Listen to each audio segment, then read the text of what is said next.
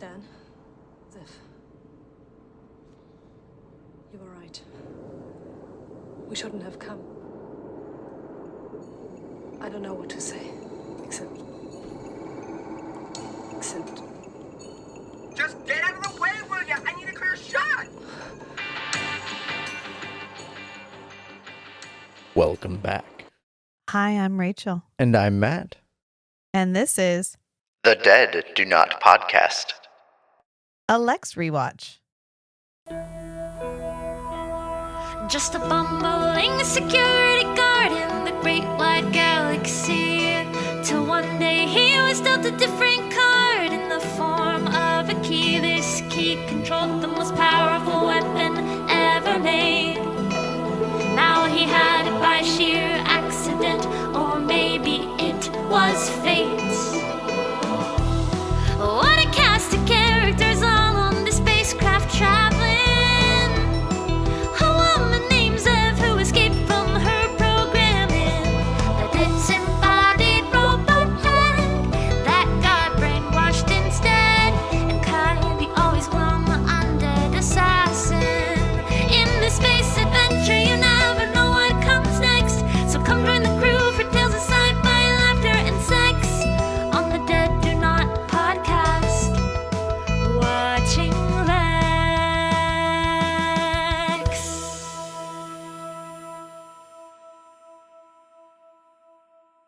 We are watching season 1. We are watching season 1, episode 4, Giga Shadow. part 2. When last we left our heroes, we had once again split the party, because if there's anything these showrunners love, it's having multiple point of view characters in multiple places that we get to flip through, like flipping a Rolodex. Back and forth. Flipping like a Rolodex. A 90s reference for a 90s media. You caught that? Thanks. I went with my niece, to go find a used car. And we went to this used car dealership that has been there for like 50 years. And this guy looked like he probably hadn't gone home. Like he showed up for work in the 60s and just stayed there. And he had a giant Rolodex on his desk. Nice. And I thought, he still uses that. Oh, yeah. Yeah. Yeah. Oh, he definitely still uses that. And it was the thing where It's like like the lady at the bookstore. Yes, who still uses 3x5 cards for your credit. But they had one desktop computer that was on its own dedicated desk. Okay. And then they had laptops, but every time they had to use laptops, they just set them down on top of all the shit on the desk. They didn't clear a space for it. And I was like, oh, yeah, I remember that. Remember when the computer had a spot? Like your computer didn't go anywhere. It had a computer desk. And every time my dad bought a computer, he bought a desk for it. So it would have its own desk. Aw. Anyway, when last we left our party, Kev and Squish and a moth are headed to the cluster. Stan and the Lexx are hanging out, waiting to be backup/rescue as needed. This is the most coherent and cooperative moment where we've split the party ever. Every other time it has been Zev just doing her own thing and Stanley staying back because he thinks she's being an idiot and not wanting to do what she's doing. Or making his own bad choices. Well, she went to the Burst of Life room on her own and he was like, well, I'm not going to do that because Kai didn't even know what that meant. She just rushed into that. I could die. I'm going to go to the sex room. That sounds way better.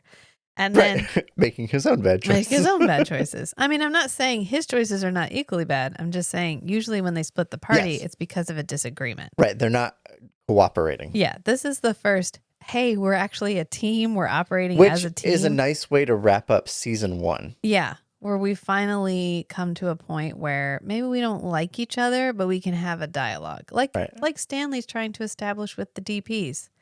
Now we're having a dialogue.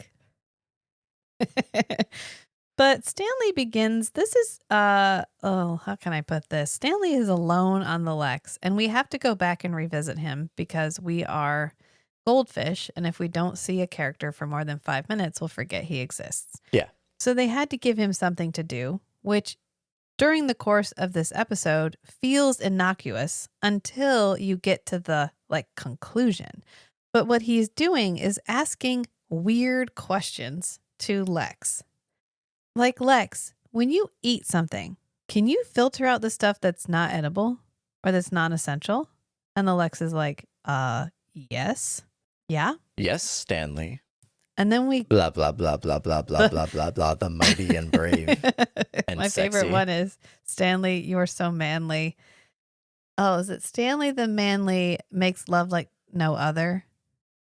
Something like that. Yeah. That's my favorite one. And then we come back to the moth and we first get Squish on the outside of the moth, like like shivering with its hair blowing in the wind. It's so cute. The solar wind. I know. Because they're in space. Well, they're on the cluster at this Oh, point. okay, They're they're back flying over it. Yeah.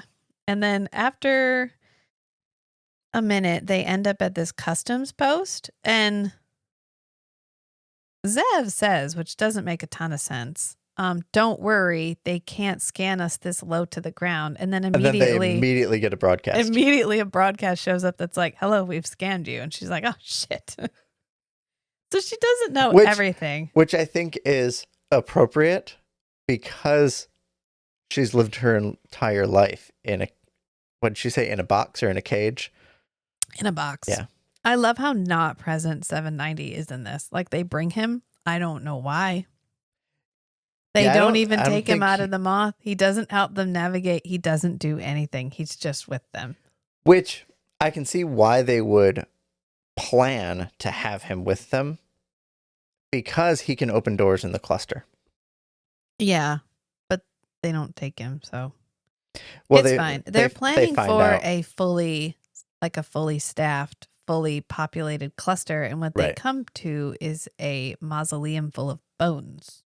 Yes. Because the customs post is like, oh, hey. And so Zev is like, oh, hey, yeah, no, we are on our way to the cluster. This post has been cleansed. This is a diplomatic mission on its way to Alderaan. And the customs lady is like, it's okay. This post has been cleansed. Well, it's just recording. Yeah. Yeah. Yeah. This post has been cleansed. And Zev is like, okay, great. And So it felt we're like going to. when you call somebody and their voicemail starts like, Hello. oh, hey, you've reached my voicemail. Yeah. Because it's just a ghost of the people who used to be there. Because this is a dead planet. In a dead Universe. empire. Yeah. And they end up flying past a ship. Like, they keep flying. They fly to the city that we left from in episode 1, where we had like Thoden was on trial. There was a stadium full of people. There was a lot of people going back and forth. There was a lot of activity and life, and now it's all gone. But the lights are still on. It's really creepy. The lights are on, but nobody's home. Because they fly past this ship that's just adrift in the air, and we get the like creepy, like the ship is spinning because Yeah, no it's one's not actually stable, yeah. driving it. This is so creepy. They hit the vibe. It reminds me of, is it 2012, the year we made contact, where they go back and they find the Jupiter 1 and it's just spinning in space because there's nobody on it. Mm-hmm. Anytime we have a space thing where we find a ship that's been abandoned Or like for a in long Firefly. time, always freaks me out. Or the whole Stargate universe where they travel to that ship that's been traveling at light speed for like millions of years. Yeah. Yeah. I don't. Or No. even Ghost Stargate ships. Atlantis. Ghost ships freak me out. Always. Anyway, we go back to Stanley because Zev and Kai are having a really creepy, really dangerous experience. And Stanley's just on the Lexx. And so he ends up requesting that Lexx transmit on the upper range of frequencies. He gives like the upper sub nano whatever frequencies. And He he's texts like, the tech. yeah, he texts the tech and he's like, hi, this is Stanley Tweedle, and you may have heard of me as an arch heretic, but I'm really not that bad of a guy. And let me go ahead and tell you about how not bad of a guy I am. And this really feels like Oh shit. I know. You're like, Stanley- oh, fucking goddamn Stanley it, Stanley. is so attached to the idea of redeeming his reputation that he's doing Risking something himself. stupid. Yeah. Risking himself and risking Kev and 790 just to get this like self-esteem boost. for this cathartic moment Yeah. where he gets to like pretend to clear his name, even though he doesn't know who's listening or who will even believe him if they are listening. Mhm. And you're like, no, which is a testament to how well this is set up in the first half of the episode. Right. Because we've spent time with him with the brains, trying to get the brains to tell him he's a good guy. And then we spent time talking, like everyone was shit talking him. Right. We've So we set spent up a lot of time breaking him down. the viewer has been trained We've been on what to primed. expect. We've Yeah. been primed to have as soon as Stanley does that, we're like, no, like you don't even consider that he might have thought this through. Right. You're just like, oh God, fucking damn it, Stanley. And I was like, Yeah. no, Jesus Christ. Seriously? This show has not really pulled any punches on characters acting selfishly. Right. No, we expect Stanley short-sightedly. to act Right. selfishly, especially because we've been seeding it in this episode subtly and effectively, but definitely like even him telling the Lexx to call him a good guy. Yeah. Yeah, we've been harping on his need for external validation this whole time. And this whole show, there's never been, like in Star Trek, you have everybody's part of the same team yeah. that has the same set of shared values and a common goal, a common mission. Right. On the Lexx, we don't have that. Right, because Tinsed. This is not Star Trek. Right. And so they've been kind of subverted. Like when you go onto a show and you have a small group of people on a spaceship in a large universe, you're expecting them to always act end up- altruistically. yeah, Yeah. they're a team. Yeah. They cooperate and they have a shared mission that motivates everybody to cooperate together. Not on the Lexx. But we don't have that, and it feels like like when you play D&D yeah. and you have Feels like like the metagaming. first no, I think it's the opposite of metagaming. Okay.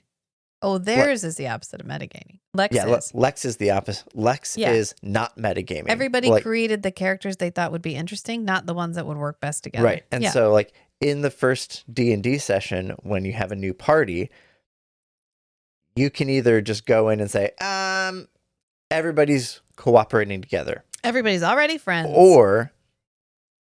Or you can go like, okay, here's 3, 4, 5 people, whatever. And you all cooperatively build this story that binds the team together yeah. in a more organic way.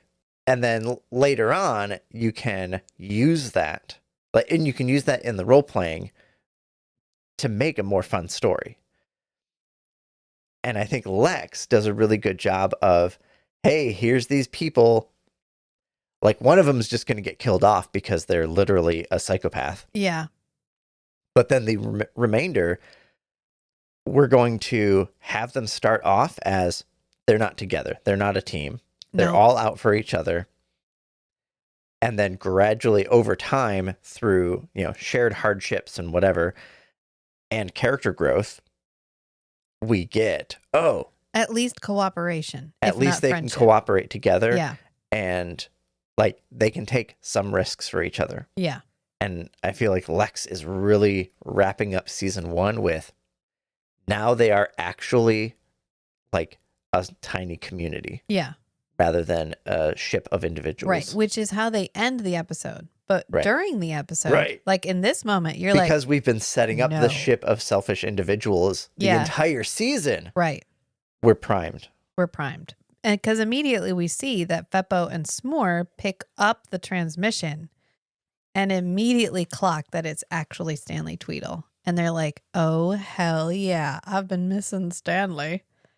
And then we cut back to Stanley, and Stanley's still talking about how he's not that bad of a guy. And he's like, they said that the information in my tooth was used to destroy 100 planets, which was a bold-faced lie. It was actually only 94. That's 6 fewer planets. But none of this matters now because everyone is dead, but also because I now command the Lexx, the most powerful ship in the universe. And Feppo and S'more are not impressed. They just are like, and this whatever, totally we've got him. matches the false bravado of Stanley Tweedle. Yeah. He has a really good character arc. That is a really good character arc. Like the payoff at the end is so good. It's so good. Because then we go back to Kev, and they have found the dead priests at the base of the Pillarus Interruptus. And the brain of the divine shadow, who very conveniently, I might add, has had his evil chunk broken off. Oh no, that bit over there, that was the part of me that was evil. The rest of me is a poet. I'm not asking you to spare me. I'm just asking for some forgiveness. And they're like, oh yeah, the shadow would not lie to us. Look, the evil chunk fell off. He can't possibly lie. This is totally going to be fine. And so Squish is like, hell yeah, brains. So he rolls over and is going to eat the brain. And Kai stops him and he goes, bad lizard. And then it just picks up the evil part of the brain and rolls off. Like, and I thought, okay, either that's just going to be like him getting away with something, Squish getting away with something, or is Squish going to be evil now? I know. I was dying for Squish to just start talking with the shadow's voice. It would have been so cute. But the poet shadow is like, and then they like squeeze him like a tube of toothpaste and squeeze the shadow out. Squeeze the brain out that he just ate. And be like, bad lizard. Don't eat that. It's bad for you. It's bad for you. It will possess you. But the poet brain is like, you should have let it kill me. I want to die for the things that I've done. And Kai's like, yeah, no, I'm going to kill you. It's fine. But first things first, I have a couple of questions. What the fuck is proto-blood? First, what the fuck is proto-blood? And, well, he doesn't quite get there first yet because Zev has to, like, egg him on to kill this brain. She's like, do it. Fucking do it. Fulfill the prophecy, Kai. Kill the brain. This is your moment, Kai. Kill it. And you're like, please, can you calm down for a second? What's it gonna do? Glisten you to death? Like, it's just a brain. Give him a minute. And Kai is like, okay, so like Giga Shadow, what the fuck is up with that? And the brain is like, yeah, it's the end and the beginning. God damn it. No, I knew that. Like, what more is it? He says, it's the new life beyond order. Obviously. What is more order than order? The Giga Shadow. It's fine. And Kai is like, okay, well, let's see how the Giga Shadow does without you. Which they know.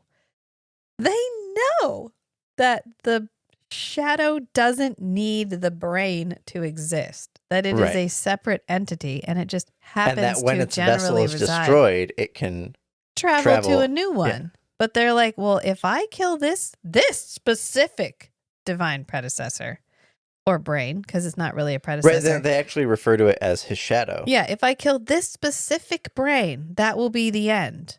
Because that has worked in the past, not at all. It has worked, not at all. And it will work not at all this time, too.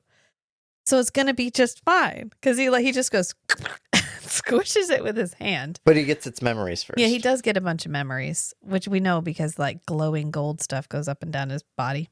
Yeah. And then he's like, haha, I have defeated his shadow. Which I totally expected him to be possessed by his shadow. Well, he is by the end.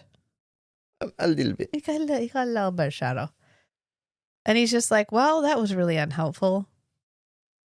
We don't know anything more about the Giga Shadow. We don't know anything more about Proto-Blood. But Zev can't let it go. She's like, you fulfilled the prophecy. You destroyed the shadow. You did it. How does it feel? And he's like, yeah, I don't know. I don't have a feeling for that. Anticlimactic, maybe? Yeah. I really just need to kind of keep my head in the game. So let's head down to the mortuary where I used to chill with my friends. With a little sippy drink. Yeah, my little bit. Yeah, this is where I used to hang out in between murderous rampages. But the sky vag is all lubed up with nowhere to go, and it's dripping sky vag juice on everyone. Oh, and they flip over one of the bodies. They flip over Yatsky, Malcolm McDowell, and they're like, "Oh yeah, he dead. He hasn't been dead for long. We'll just leave him here with his mouth open. This is going to be perfectly fine." And immediately, Malcolm McDowell gets a big glob in his mouth and wakes like directly up. And a hand reaches up to remove the knife. But it does not look like Malcolm McDowell's hand. This is not Malcolm McDowell's hand. It's not even the correct direction. It's like right, and I think it's because like however they have the makeup done to make it look like there's a knife in his neck. It's a fake neck with a knife in it, and they just pull it out. Right, and so I think to make the pulling out look good, like look realistic. Yeah. Malcolm McDowell himself can't reach it. Right. Yeah. Well, it's just like a fake neck lying there. Somebody just literally walks up on camera and pulls it out. And then when they cut to Malcolm McDowell, it's an entirely different shot. So that is it's not even like, I thought it was still like his head going through some kind of prosthetic thing because I thought we saw his face. We only see the side of the neck. Okay. We don't see his face at all. So it's literally like they made a fake neck and stuck a knife in it, and then they got to pull the knife out, and then that's the cut. Then we cut away to look at Malcolm McDowell, but it's clearly not his hand, and it's not even because the forearm, the way the forearm is moving, it's not rotating around the shoulder. It's pulling directly directly away. Yeah, it looks really weird because it's totally it's like you would have had to lay next to the neck and then reach up and grab it to get the correct motion, and they did not do that. But he sits up and he's like, "Ew, what is in my mouth?" He just touches his lip. Got a bad taste in my mouth. Oh, that's probably not good. And then we go down to the mortuary, which is once again giving me very PlayStation 1 graphics because he looks over at all the doors, and I was like, "Oh, that makes me want to play Legend of Dragoon." Like just looking at the doors. And wow, they even cleansed the dead guys. They were thorough because they have emptied the entire mortuary and liquefied those and given them to the Giga Shadow. To the protein bank. And he pulls out his tubes and he's like, "Oh no, my tubes are empty. There's no proto blood here." They're like, "But proto blood obviously flows from bottom up instead of top down. So we should definitely follow the tubes to the bottom because as we all know, liquid flows." Well, they end up climbing up. No, they climb down. Oh, that's right. Yeah. Yeah, because you remarked why. I'm like, why did you think it came from the bottom? It gets pumped up. Yeah, sure. Yeah, I mean, fucking fine. Sure. They go down. Doesn't matter. Who cares? Well, so that if it's pumped up, that would explain why when the system turns off, it all drains back down the tubes. But it's dry at the bottom too. And we find out it's actually from the Giga Shadow, which is uppies. Because wouldn't you know it, the shit falling out of the vag hole is proto blood. Yeah. I guess vag hole is redundant. Vagina is actually the hole, and then the vulva is the whole outside part. You're welcome. That was Anatomy with Rachel. Anyway, Zev ends up updating Stan. She's like, "Hi, we didn't run a proto blood yet, but we are climbing down into the bog of eternal stench so that we can find it. It's going to be perfectly fine." But Stanley doesn't get it because it gets intercepted by Feppo and S'more. And they end up mimicking Zev's voice. Well, I think he still hears that. No, he doesn't. But they use it to train a fake voice. I don't think so. I think it gets intercepted because you can't just block the radio signal. Well, they change what it says. So to Stanley, it would have been like, "Everyone is dead. Everyone is dead. We are heading down to the bottom of this chasm to try to find proto blood." And then, "Stanley, there's a party on the cluster and you're invited. They all want the super powerful, almighty, handsome Stanley to come to the party." Mm-hmm. So it has to have been intercepted. Even Stanley's not that dumb. But would they expect Stanley to be that dumb? I mean, they would expect it, but I think it's supposed to be that it gets intercepted. Okay. Because it's just a point-to-point transmission. Honey, I don't know how the radio signals work, okay? But what I'm telling you is it was you're giving me that. I'm going to explain physics for a minute. When I was watching it, what I saw was Stanley heard the transmission from Zev that, hey, we're going down. Like, mortuary didn't have any proto blood. We're following the tubes down. I'll let you know what's going on. And then a few minutes later, oh, Stanley, there's a party. I think it works either way. Yeah. We'll just call it a draw. They said there's a big shadow because there's a big celebration because the shadow is dead. Dead. And Stanley's looking in the mirror at his teeth and he goes, anything you say. Like, Shell. You're like, Stanley, you? What? Okay. I mean, sure. Maybe he's just, I don't know. At this point, you're like, what? That's weird. But I at no point thought maybe he's up to something. I was like, oh, he must be getting ready to go. Okay, it's fine. He's just salty because he's missing out. Yeah. But Yatskree is woken up, who is the Malcolm McDowell character. And the Shadow Brain, which was clearly telling the truth about how its whole evil section got chunked off and eaten, definitely wasn't lying at all, is sizzling. It's like bzz, bzz. Yeah. So Yatskree picks it up like, wow, this thing is buzzing. Maybe I need to turn the alarm off. I don't know. And then the divine shadow goes whoop, up Yatskree's nose. Yeah, and I saw it as there's the biological brain with Yeah. some memories, and then there's that black smoky essence of his shadow. The shadow. And earlier, the biological brain was being honest. Like, the shadow kind of withdrew its influence over the brain and let the brain experience the like existential dread of the consequences of its choices. Yeah. And it legitimately felt bad. Yeah. But only because it wasn't suppressing that. Right. So whatever happened, the black shadow did not die because it goes immediately into Yatskree and is like, you will transport my divine essence to where it needs to go. And I would just like to take a moment to point out that the divine essence is perfectly capable of traveling both through space, through a fractal core, all the fucking way back to the cluster. And now it needs a body to take it where it needs to go. Yeah. And then later, maybe it is once again capable of flying independently and moving independently. Maybe it's really uncomfortable to move itself through space like that. And it's like getting our son to get up and get himself some water. You know he can, but he won't. Anyway, I just want to point out a little bit of inconsistency. We can go back to Kev and they're climbing down the tubes. And I mean, they're going places. Like ropes, yeah. It's fine. Then we go back to Yatskree. And he's trying to fight the shadow, which is really kind of sad because he's like, no, I'm Yatskree. I have my own mind. And the shadow's like, no, you don't. And this is why the shadow always has his like host's mind wiped twice. Yeah. Before he takes over. Right. Because he doesn't want any fighting. Because they can fight back. Yeah. And then we go back to Kev. And honestly, sometimes, I mean, I love the jokes about Zev as much as anybody, but we do a shot of Zev climbing down and it is not her head and it is not her legs. It's literally only her tits. Yeah. Just a shot of her tits climbing down. And then she falls and it like falls strategically, lustily onto her back so that she can like wiggle. And you're like, oh, okay.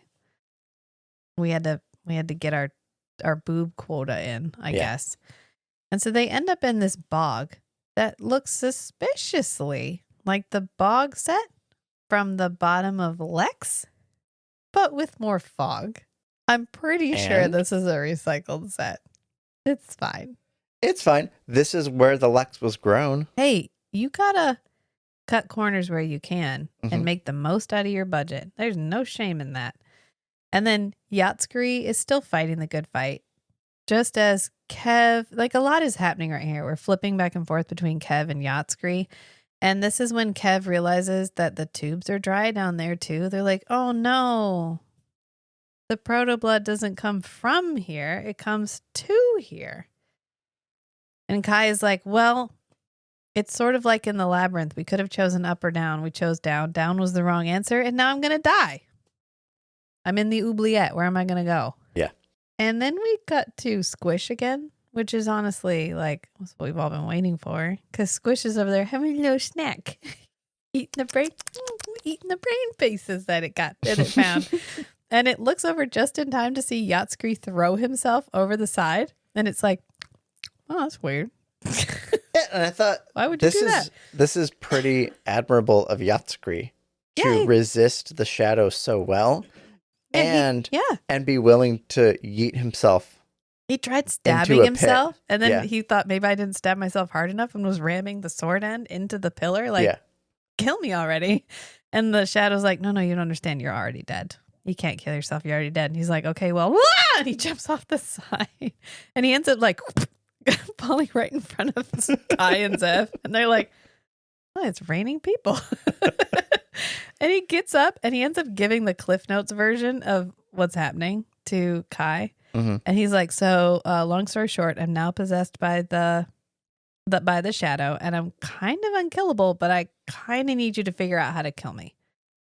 And Kai's like, oh, okay, cool. Like, but where did the shadow want you to take him? Because he's like, the shadow wants me to take him somewhere. And he's like, okay, where? And that's when the shadow takes over. And we know that because Yatskri's eyes get all black. Yeah. And he's like, no, I'm not going to tell you. And then he goes, okay, what is the Giga shadow though? Like, Yatskri, look at me. What is the Giga shadow? And Yatskri's like, yoink! And it just like falls backwards. And gets pulled through the bog. Like we just see like the ripples of like passage. He just gets dragged real fast. He's like backwards. He's like, Yatskri out! And he like leaves. And he ends up getting sucked through a sphincter in the wall. Like God damn it. I guess he didn't know what the Giga Shadow was either. Or his shadow yeeted him out of there so fast because Yatskri could have given an explanation to Kai. Yeah. What matters is he's literally standing there talking to them, and then he's just like, whoop! It was the best part of the whole episode. Anyway, Kai and Zev stand there for a minute like, what? What just happened? Is he going to come back? Then Zev goes, wait a minute, wasn't that guy dead? Yeah, that was the dead guy you rolled over. That was the dead guy. Oh, shit. The proto blood's at the top, isn't it? We literally stepped in a puddle of proto blood on our way down here. God damn it. I expected the liquid at the bottom here to be proto blood. No, it is just bog. I was like, and we don't even get what it is. Well, Kai sticks his finger in it and she goes, is it proto blood? And he goes, no. But we don't know what it is. He goes, no, it's trouble, because the only thing that everything but me down here is alive. Like there are things in the mist, which never comes to fruition, which is fine. It's fine. It doesn't matter. Well, I had a picture in my head of Kai leaning down and just slurping up the liquid. No, because, immediately he's like, oh, damn it. And I thought that would have been a very graphic, like, disruptive thing for the viewer. It's okay. We get graphic imagery of what proto blood looks like later. Yeah, which definitely looks like proto blood. It looks like proto blood. It looks like genetic material that is white and milky, and a little bit mucilaginous. Yep. Yeah. Anyway, they come to this realization that they literally stepped in proto blood on the way down, just in time for Guy to go and die. And Zev is like, no. So she calls Stanley. And this time he doesn't reboot himself. No, because he's dead. Yeah. And he goes, farewell, Zev. My Ah. So Zev takes a few minutes. She has to like lift him bodily. Like that's a physical moment for her. She does a really good job. And then she calls Stanley and she's like, Stanley, I need you to bring the Lexx so we can rescue Kai and then destroy the cluster. But Stanley's not listening because while Zev is screaming over Kai's dead body and like, my love is dead, he's listening to this woman talk about how she's running out of air, but it's like, She's orgasmically running out of air. It's so much. She's lustily running out of air. She's definitely making sex sounds is what she's doing. Oh, yeah. And Stanley the Stunner, who makes love like no other, that's what it is like, are you okay? Like, I could come and help you. And she's like, no. Oh, no. My transmission. It's been intercepted. And then it cuts off. And like Stanley says to Lexx, did you get a fix on that? And Lexx is like, hell yeah, I did. And he's like, fuck off to go find her. And so they dip. They leave where they're supposed to be. And you're like, God damn it, Stanley, no. They need you right now. Zev needs you, and you're off. You're literally going after this woman that you might possibly get to have sex with because you saved her. God, Stanley, not right now. And then we go back to Yatskree, who is, I mean, I'm just going to say it. He's traveling through the intestines of the Giga Shadow while screaming, I defy thee, which I like to think is what poop does. Like, I defy thee. I defy thee. And he ends up in another sphincter with his head, just his head sticking out. I'm really disappointed in the lack of screenshots available. I was trying to send this to the Discord to show what I was describing, and I couldn't find a picture of Malcolm McDowell's head sticking out of this sphincter. And then it goes and ends up getting pinched off. I thought there was one of him in the you know what I was looking for was his him face in the brain. Yeah, because it gets pinched off. Like the rest of his body is left behind, and it just. Like, but then his head gets pulled towards the brain, and his neck just stretches and stretches and stretches until it snaps and he falls into the brain. Which and I'm guessing the proto blood makes human tissue more elastic. I don't know. It must make it mendable because, like, Kai can put his own head back on. Yeah. So he must have. I don't know. It doesn't matter because he falls into the brain, and then the Giga Shadow goes, "My rebirth has begun." Meanwhile, Zev has gotten up to the top. It doesn't really matter how she got up there. She just got up there. Okay? Well, okay? for the pit, they went from where the dead bodies were and the brain, and there was like a ramp that went down. Yeah, but then they climbed down tubes to get to the bottom. So she would have had to climb up the tubes and then climb up the stairs. But it's fine. It doesn't matter. She's up at the top. And she has a tube, which she got from somewhere. I assume on her travels up, she stopped and collected a tube. Yeah. And she's sucking proto blood up into the tube. Like. Which. Okay. Sure. And we cut back to Stanley, which it's really, like, when you're watching it the first time, it's kind of killing the mood. Because, like, Zev is going through shit right now. She is trying desperately to save Kai. Yeah. Everyone is dead. The Giga Shadow is waking up. And here's Stanley listening to this lady pant sexily and talk about how she's running out of oxygen. And she's like, you could be working for the Divine Shadow. I don't think I should trust you. And he's like, sometimes you just got to go on trust. Which I feel is probably base Stanley. Like baseline Stanley is like, sometimes you just got to trust people. And then she starts to die, which sounds a lot like a little death, if you know what I'm saying. She's even bobbing up and down. She's like moving. It's a lot. So Stanley. But they know who they're talking to. Right. I mean, this is specifically designed to tempt Stanley into coming over, which he apparently falls for. Because he runs off to a moth and bolts over to the probe that's spinning around that she's clearly supposedly on. And he's like, I brought you a spacesuit. And he holds out the tube. Right. So you finally know what's in the tube. And apparently, as we all could have guessed, the woman is not real. It is in fact just Feppo and S'more. And they didn't need him, except in the biblical sense. Right. So, Stanley has fallen for it again. And now he's been captured, and the Lexx is adrift. Yep. And Zev is alone, and Kai is dead. And Yatskri has gone full God Emperor of Dune, except he's not part giant sandworm. He's part giant brain. And is just a little bitty human face on a giant fucking brain. Right.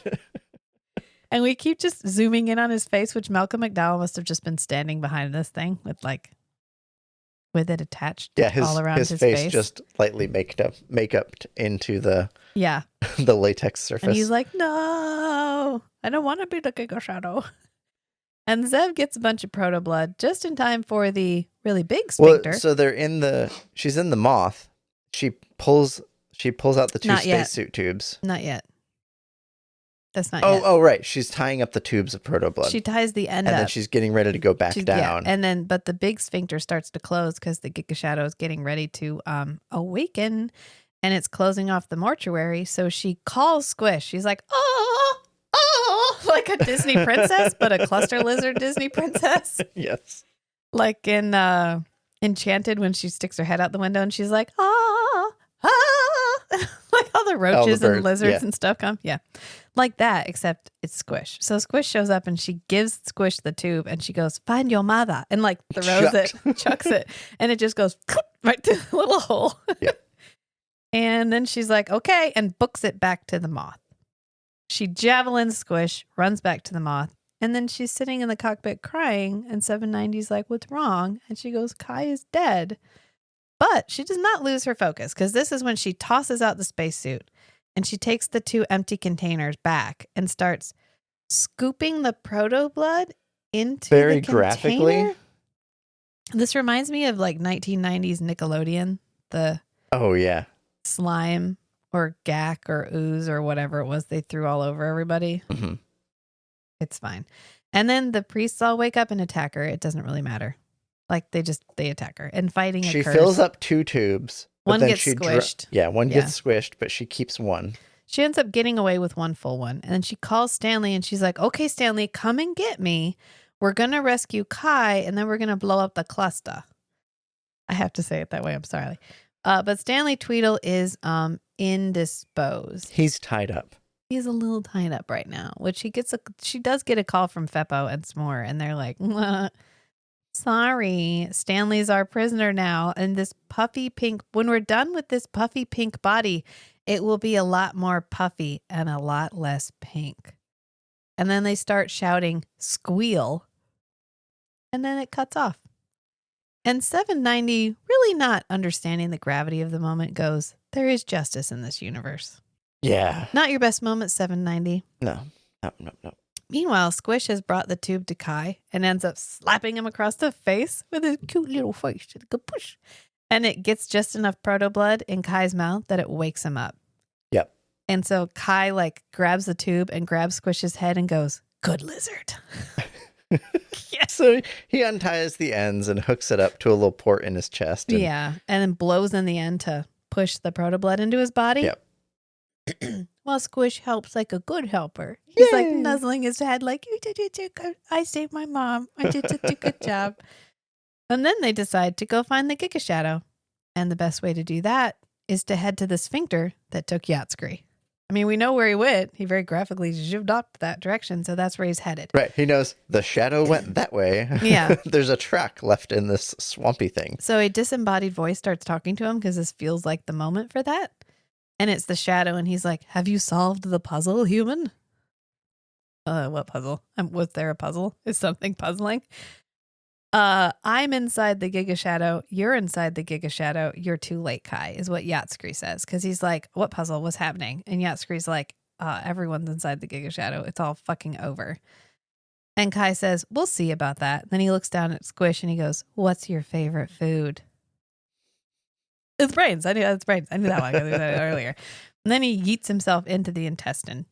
But he doesn't get to travel through it like poop. He's got to actually crawl through it. Right. And poor Michael McManus spends a lot of time in tight spaces in this show. And this is no exception. He's climbing through this tiny little tube for a really long time because this is a Which real they do uphill a good battle. job with the set of having the camera be able to see like multiple stretches of tube, Yeah. like tunnels, but have it still feel like he's completely enclosed. Right. Yeah, this is Good job to the sets, sufficiently guys. dramatic and sufficiently gross and disturbing all at the same time. Like Yeah. a lot of things were accomplished by this set. Meanwhile, Zev wants to go back for Kai because she's in the moth, but a giant crack opens and a huge insect head like roars out of it. And she's like, yeah, okay, Kai's gonna be, I'm gonna go. Because this is a giant evil pill bug, and it is the Giga Shadow. And for once, Zev does something smart and dips. She dips. Meanwhile, the epic battle in the intestine continues, and like a cloud of shadow, which apparently can travel without requiring a body now, travels down the intestine. But Yatskri does like a no, and he starts to glow, and the glow overtakes the shadow, and a lot is happening. And meanwhile, poor Zev has escaped the Giga Shadow, but she's still just in a like short range transport. And so 790 tells Zev that she will run out of oxygen in like 8 hours, but he will survive for centuries because that's how long his power pack will be good for. And that he will use that entire time to recite an epic poem about Zev. Shall I start right now? Okay, And she's like, go ahead. fine. He's like, Zev, you have expired. And it just... So Zev, in one last, like, everything, I should never have come back here. Kai died anyway. Now I'm going to die too. Something happened to Stanley. He got captured. The Lexx is lost. Everything is lost. All because I came back here for Protoblood. Stanley was actually correct about how dangerous this was, to my shock and surprise. And so she calls him one last time to kind of say goodbye and to tell him, you were actually right. And she says, I don't know what to say except that you... And then the transmission gets interrupted and Stanley goes, get out of the way, will you? I need a clear shot. And this is a really good moment. That had a lot of payoff. You were like, oh yeah. seriously? Huge payoff. You're like, oh my God, yes! Like, How did he escape? That was perfect. And you're like, yeah, I don't care how he escaped right now. Right. Like, Stanley did something. Like, Stanley did something that was great and it paid off. And I don't know how he did it, but like, fuck yes. And like the Lexx music swells, like the Lexx theme that always plays when it's flying, as it zooms through the debris, and then it ends up shooting the Giga Shadow. And this is a great moment. You're like, fuck yeah, that's what I was waiting for. Really brings the room together. It doesn't work, and the Giga Shadow doesn't die. It just breaks some But debris off of the Giga Shadow. You feel good for a minute. It Yeah. just ends up finishing freeing the Giga Shadow from the planet. But it's fine. It's fine. It's progress. Yeah. And he does try hitting it again. He's like, Lexx, shoot it again. Shoot it harder. But it does not work. But we do get my least favorite sound effect in the whole world. And, you know, it's fine. I can have a sound effect that bothers me. And I'm okay with that. But it's the like shoof sound that you get. And you get it right when they shoot the Giga Shadow. Yeah. And I've actually not watched a movie because they used that in the opening. And it was so overused at this time, like the 90s and early 2000s, that I have a really hard time when I hear it. But it's like the shoo. You know what I'm talking about? I think so, yeah. Yeah. Anyway, go find it. And every time you hear it, you'll be like, oh, Rachel doesn't like that. Meanwhile, Squish is leading Kai to the brain because he's like, find the brain, Squish. Squish, find the brain. And Brain's like, Go ahead, boy. Too bad the Giga Shadow can just shit him out. And he's like, all right, and out. Whoop. He ends up ejecting him because now he's free from the planet. So the Giga Shadow has options. And so it shits him out. There's no better way to put it. It just blows him out. And Yatskri ends up getting completely consumed by the Giga Shadow. So he can't help anymore. And as Kai is floating away from the sphincter that he got tossed out of, he's like, Find the brain, Squish. And he yeets Squish back towards the sphincter, and it like goes in just as it's closing. And then Zev has joined Stanley on the in the cockpit on Lexx, and she's holding 790, and 790's like, not that I care or whatever, but like Kai's floating over there. And he's moving. And he's not dead. And so they look over and they're like, oh, it is Kai. And poor Michael McManus is like hanging from this wire, like, help me. So Lexx is like... Lexx flies over and munch. Yeah. Well, Stan tells him, Lexx, go pick up the dead guy. And so they go pick up Kai. Yeah. And then they end up booking it to the fractal core because the Giga Shadow can travel in space. Well, it can propel itself. In the same way that Lexx can. It's fine. And they end up flying off towards the fractal core because the Giga Shadow's mass is too big to go through it. Or more specifically, its positive mass is too big to pass through. It would combine with the fractal core's anti-mass and the two would cancel each other out. Sure. Yep. So the Giga Pill Bug circles up into the Lexx logo. You're like, oh, that's where the logo came from. Now. But it can't chase them through. So they yeep through because, again, remember how the fractal core used to be a problem? Not a problem now. But it does send a tendril out, and it like spirals through space, and it ends up going like into the back of the Lexx, and the Lexx goes, ouch. And no one asks. They're like, oh, God, Lexx is complaining again. What are you complaining about this time, Lexx? But it is injecting the Lexx with its shadow essence, which chases down our heroic trio until they end up in the shower room. And this is our first wide view of the shower room. And first, that salivary gland is quite long. Yep. Quite dick-like and hangs down in the middle. But also, and this is the most important part, the whole outside edge is hairy. Yes. The middle section is clear, but then there is hair all around the outside bottom. That's how you dry yourself off. Jesus Christ. Why is this gross? But the Giga Shadow shows up and the divine predecessors are like, yay, daddy's home. Yay. Like, oh, good. You came for us. We knew you would save us. We were stuck on the Lexx, but only because you put us here. You're such an asshole, but now you're taking us home. And he's like, oh, no. No, you don't understand. I don't need my human vessels anymore. And then explodes them all. Boom. Boom. End of divine predecessors. And it ends up catching up with them in the shower room. And then it gets a face. They give it a creepy fucking face. And it's like, hello. Like a little face. And they're like, it's over. We have no hope. And Kai goes, yeah, we do. One small hope. And then we cut one to small Squish. squishy hope. And then we cut to Squish breaking through the sphincter and then going yeet into the brain. Just diving in. Because it must feel like, hell yeah, like diving into a bowl of chocolate or something. Because it's like my favorite food. While hopeful music plays in the background. And then... I mean, we get a few moments here before Squish actually jumps in the brain where the shadow is like, let me monologue for a minute. I got you right where I want you. Let me lay it out. Got you where I want you. And now I'm going to eat you. He goes. But first. He's like, have you figured it out? The shadow was a survivor of the insect civilization. The Giga Shadow was the survivor of the insect war. They weren't really wiped out. And it immediately just enslaved the human race. So they have all been working towards the rebirth of the insect civilization this entire time. Because he did exactly what you need to do if you want to control humanity, which is he made himself into a religion and convinced them that not worshiping him was wrong. Right. And it worked. Just like it always works if you tie religion and politics and then fulfill your own prophecies.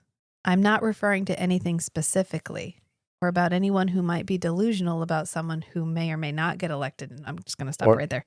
Or Dune.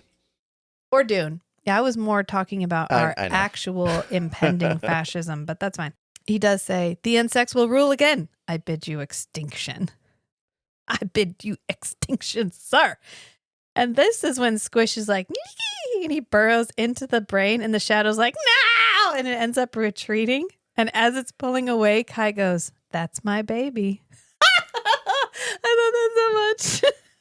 And then the Giga Shadow explodes because Squish is like eating its brain, and you like see Squish like rear back out of the brain like, oh yeah, this is so good. I know you get like this overlay silhouette of Squish. Ghost Squish. Ghost Squish like rearing up and it goes flailing. It goes purr. It does like a purr.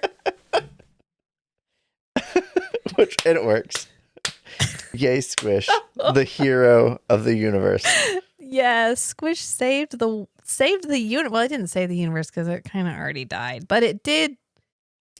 Okay, as sort of save the if universe. Kai is Squish's mother because of imprinting, Yeah. does Squish count as a Brunanji? Oh shit, that's a good one. And this I don't Brunanji know. is actually alive, not reanimated. Yeah, and it would be the Squish last. is the last of the Brunanji. Yeah. Squish is the last of the Brunanji. You're welcome. Yes. I want a Squish plushie. Someone make me a Squish A plushie. Squish plushie It's so with cute. a headpiece With the little fur. Yeah, with the little headpiece. with Kai's hair on top. Stop. I'm going to die. My ovaries have exploded. So we get our final from Squish as it's like, yes, I saved the day. And actually what happens, I think, is It the Giga died Shadow doing what it loved. Eating human brains. Yep. Aw. It even tries to eat Kai's brains, and he's like, no, not yet.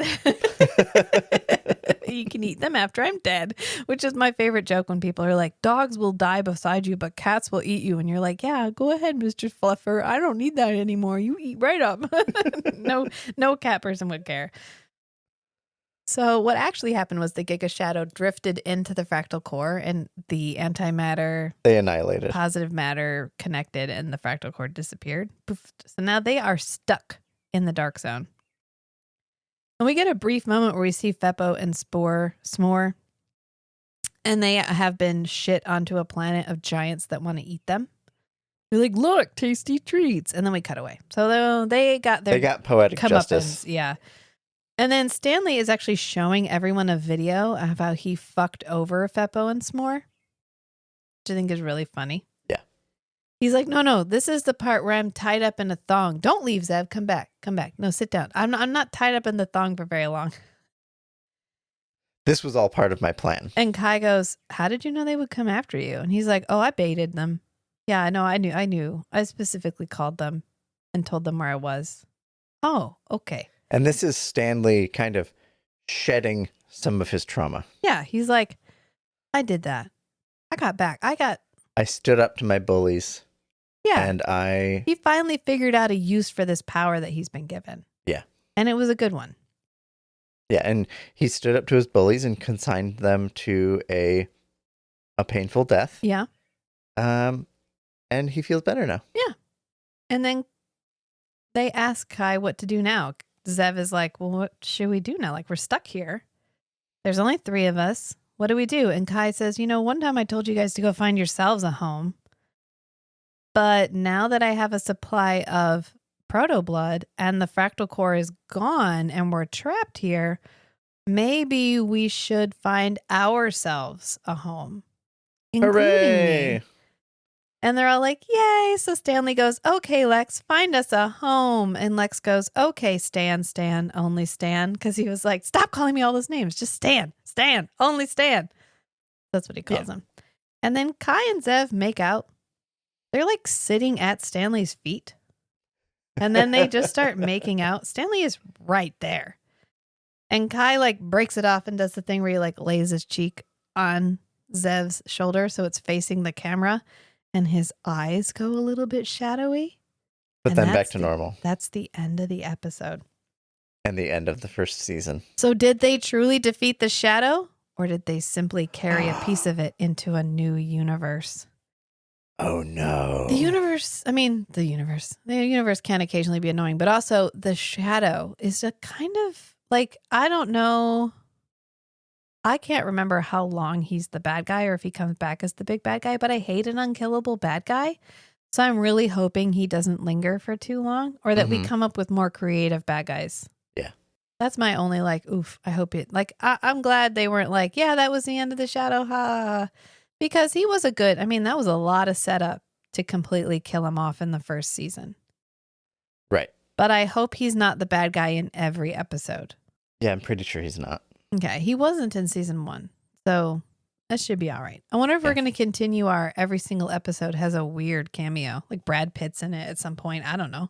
I'm kidding. I don't think Brad Pitt's in it. You're looking at me like, God, do you have insider knowledge? I don't. I'm just referring to like the fact that the Lexx The movies star-studded all had cast. Yeah.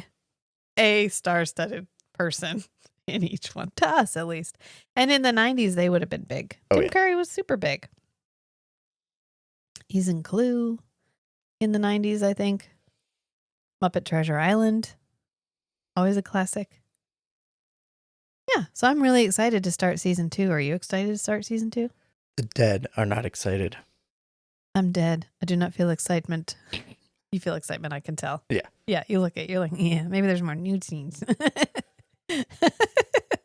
I don't know. Now that I've seen the whole shower room, it just ruined it. That would be such a buzzkill. Would you like to lie down on the hairy floor? Fuck you, no. No, no, no, no, no, no, no. I can't even handle if there's an excess amount of hair in the drain when I'm taking a shower in my own shower. Or carpet in the bathroom in general. And that hair texture is just... It's impressive. Yeah, well, this was like a person with sensory issues horror film. Yeah. Just even if there was nothing scary, just the sets. Because we crawl through the meat room when we're running away. Mm-hmm. And we crawl through the room where they normally eat. And we have like the tongue chair in the weird like meat surround where the Lexx excretes food, which they then have to eat. Nobody had to eat anything weird in this episode except the bug. But Zev did have to get her hands all up in the proto blood, which was real gooey. Yeah, they definitely played that. Oh. Played that up. Yeah. Yeah. Oh, yeah. Oh, yes. So I guess that's a good place to leave it because now we'll be moving on to season 2, episode 1, which is only 45 minutes long. So therefore we can get a 3-hour episode out of it like we normally do. Actually, this one is of reasonable length. I think we're doing a pretty good job keeping them reasonable.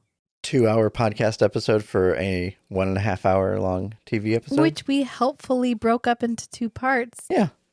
You know, one commute. You listen to one way, you listen to one the other way. Just trying to be helpful. First half of the narrative, second half of the narrative. Yeah. So, I guess I worship his shadow. May his shadow fall upon you. Until next time, friends. Bye. Bye.